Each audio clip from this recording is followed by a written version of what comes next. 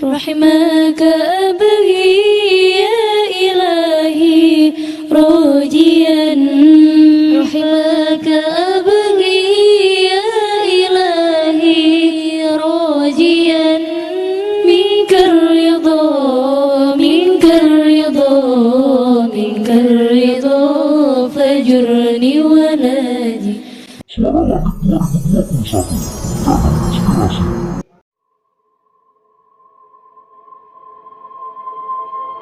Assalamualaikum warahmatullahi wabarakatuh.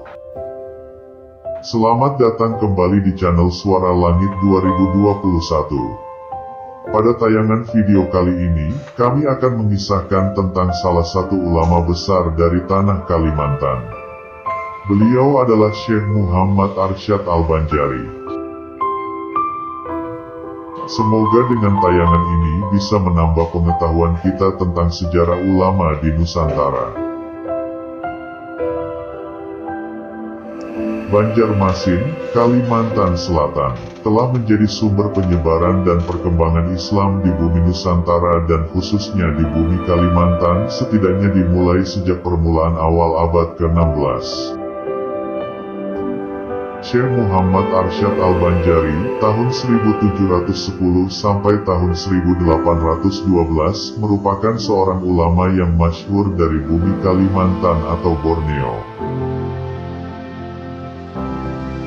Beliau dilahirkan pada awal abad ke-18 di daerah yang sekarang dikenal dengan nama Martapura. Gelar di belakang nama beliau menunjukkan daerah asal sang syekh, yakni Kesultanan Banjar. Syekh Muhammad Arsyad Al-Banjari dari sisi nasab termasuk kalangan Alawiyin, yang silsilahnya merujuk hingga Rasulullah. Selain mengaji Al-Quran, Syekh Muhammad Arsyad kecil juga dikenal sangat pandai membuat kaligrafi. Pada suatu hari, Sultan Tahlilullah dibuat kagum dan takjub akan lukisan-lukisan karya beliau. Penguasa Kesultanan Banjar ini kemudian meminta kepada Syekh Muhammad Arsyad kecil untuk mengabdi dan diboyong ke istana sekaligus dijadikan anak angkat Sultan. Saat itu, usianya belum genap 7 tahun. Sehingga mulai saat itu Istana Kesultanan Banjar khususnya dan Kesultanan Banjar secara umum menjadi tempat bagi beliau untuk menuntut ilmu dan mengamalkan ilmunya. Tatkala beliau berusia 20 tahun, Syekh Muhammad Arsyad muda menikah dengan seorang wanita yang bernama Bajut. Dari perkawinan ini melahirkan seorang anak perempuan bernama Syarifah yang kelak di kemudian hari akan menurunkan ulama besar di tanah Kalimantan.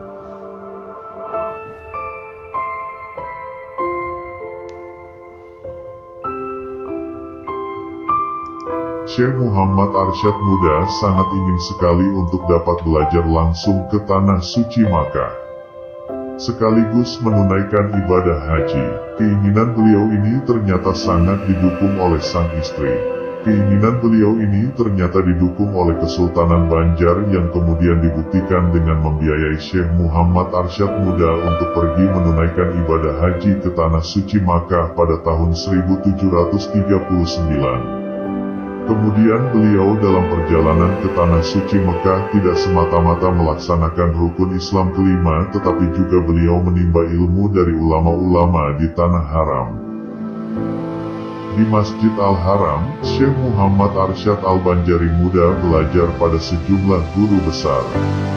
Mereka antara lain, Syekh Ahmad bin Abdul Munim Ad-Damanhuri, Syekh Muhammad Murtada bin Muhammad Az-Zabidi, dan Syekh Hasan bin Ahmad Al-Yamani.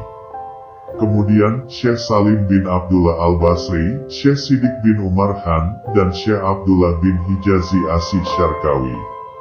Ada pula Syekh Abdul Ghani bin Muhammad Hilal, Syekh Abis As-Sandi, Syekh Abdul Wahab At-Tantawi, dan Syekh Abdullah Mirgani.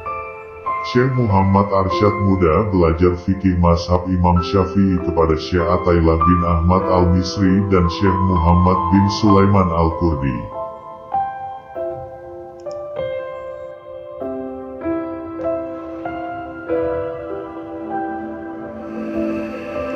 Selain itu, Syekh Muhammad Arsyad Al-Banjari juga mendalami tasawuf dari Syekh Muhammad Abdul Karim Saman Al-Qadiri Al-Halwati Al-Madani yang merupakan pendiri tarekat Samaniyah. Syekh Muhammad Arsyad Al-Banjari bahkan didaulat menjadi salib penting dari jalan salib tersebut hingga beliau menjadi mursyid tarekat Samaniyah. Di luar fikih dan tasawuf, dia juga mempelajari sains, terutama astronomi. Selama 30 tahun Syekh Muhammad Arsyad Al-Banjari menimba ilmu di Tanah Suci Mekah dan Madinah. Beliau bersahabat dengan murid-murid dari Nusantara. Beberapa dari mereka adalah Syekh Daud Al-Fatani, Syekh Abdul Somad Al-Palimbani, Syekh Abdul Wahab Al-Makassari, dan Syekh Abdul Rahman Al-Batawi. Sebagaimana Syekh Muhammad Arsyad Al-Banjari sendiri, mereka kelak masyhur sebagai ulama besar dari daerah masing-masing. Syekh Muhammad Arsyad bersama dengan Syekh Abdul Somad Al-Palimbani, Syekh Abdul Wahab Al-Makassari, dan Syekh Abdul Rahman Al-Batawi kerap disebut sebagai 4 serangkai ulama Jawi. Syekh Abdul Wahab Al-Makassari bahkan menjadi menantu Syekh Muhammad Arsyad Al-Banjari. Ceritanya bermula menjelang kepulangan mereka ke tanah air. Setelah bertolak dari Mesir, 4 serangkai itu hendak menunaikan ibadah haji perpisahan. Tak disangka, mereka berjumpa dengan adik Syekh Muhammad Arsyad, Zainal Abidin, di Makkah. Beliau mengabarkan bahwa anak kandung Syekh Muhammad Arsyad, Syarifah, telah beranjak dewasa dan menitipkan cincin kepadanya sebagai tanda sudah siap berumah tangga. Beliau ingin seorang di antara sahabat-sahabatnya bersedia menyambut keinginan ini. Kemudian, diajukanlah lamaran untuk Syarifah. Agar adil, Syekh Muhammad Arsyad mengundi nama-nama ketiga teman karibnya itu. Hasil undian memunculkan Abdul Wahab Al-Makassari.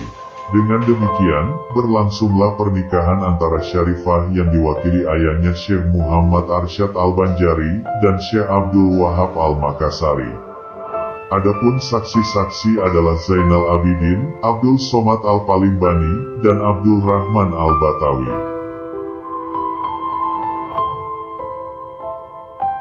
Pada 1772, Syekh Muhammad Arsyad Al-Banjari akhirnya tiba di Tanah Banjar. Pada saat itu, Sultan Tahlilullah II telah naik tahta menggantikan Sultan sebelumnya yang telah wafat. Perayaan pun digelar di ibu kota kerajaan menyambut kedatangannya beliau dari Tanah Suci.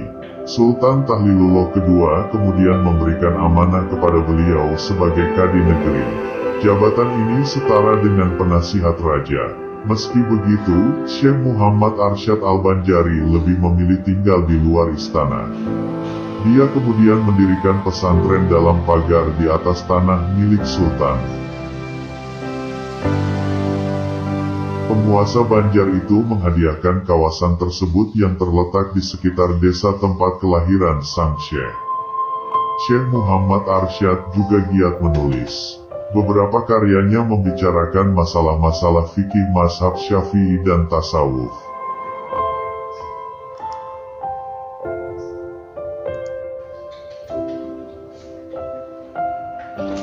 Karya-karyanya yang kerap diulas mendalam adalah Sabi al-Muhtadin li at-Tafaqquh fi Amridin, Kitab Kanz al-Makrifah, Kitab Usuluddin, Kitab Nuqtatul Ajlan, Tuhfat al-Rakhibin, Luqtat al-Ailan fi Bayan al-Haid wa Istihada wa Nifas al-Miswan, Al-Qaw al-Muhtasar, dan Kitab Farahid.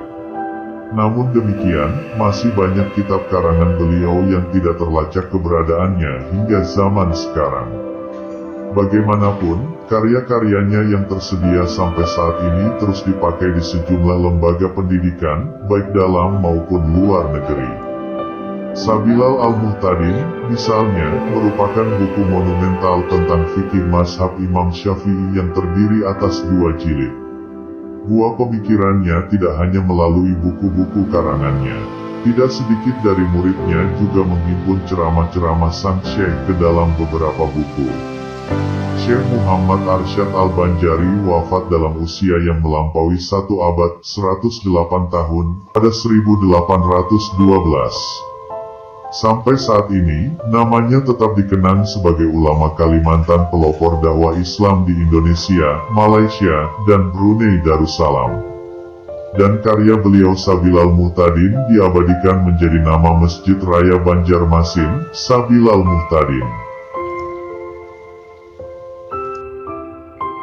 رحمك يا رب العباد رجائي ورضاك قصدي فاستجب لدعائي رحمك يا رب العباد رجائي ورضاك قصدي فاستجب لدعائي رحمك أبغي يا إلهي راجيا رحمك أبغي يا إلهي راجيا منك الرضا فاجرني ولاجي رحمك يا رب العباد رجائي ورضاك قصدي فاستجب لدعائي رحمك يا رب العباد رجائي ورضاك قصدي فاستجب لدعائي رحمك أبغي يا إلهي راجيا رحمك أبغي يا إلهي راجيا منك الرضا فاجرني ولاجي رحمك يا رب العباد رجائي ورضاك قصدي فاستجب لدعائي رحمك يا رب العباد رجائي ورضاك قصدي فاستجب لدعائي رحمك أبغي يا إلهي راجيا رحمك أبغي يا إلهي راجيا منك الرضا